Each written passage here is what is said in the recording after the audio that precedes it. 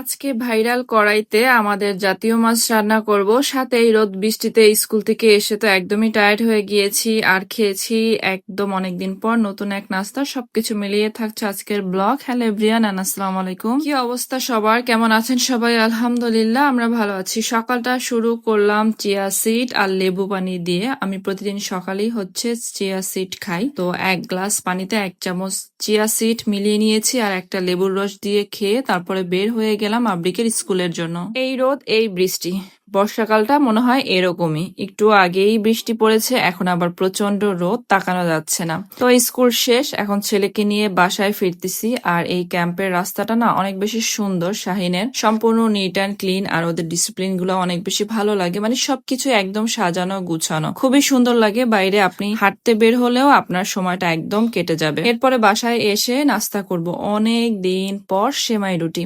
Normally আমার বাসায় আমি সেমাই রুটি খাই না, কারণ আব্রিকের আব্বু এটা একদমই পছন্দ করে না। ও বলে সেমাই রুটি আবার কিভাবে খায়, মানে ও কখনোই আসলে খায়নি, তাই আমিও আর খাই না। অনেকদিন পর খেলাম। এরপরে দেখলাম মিনা বাজার চলে আসছে, কিছু অর্ডার ছিল। এখানে তেল শেষ হয়ে গিয়েছে, তেল নিয়ে আসলো 2 বোতল, এটা পুষ্টির।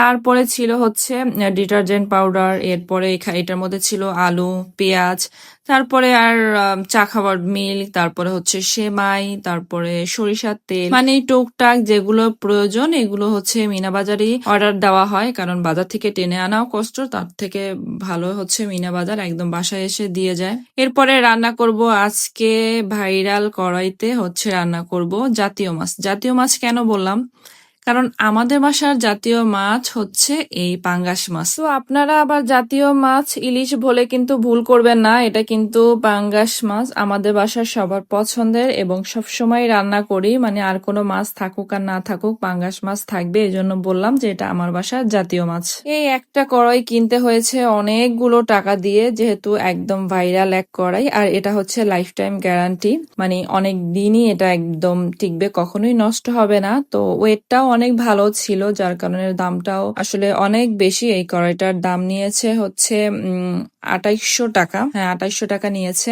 তো ফার্স্ট টাইম রান্না করলাম।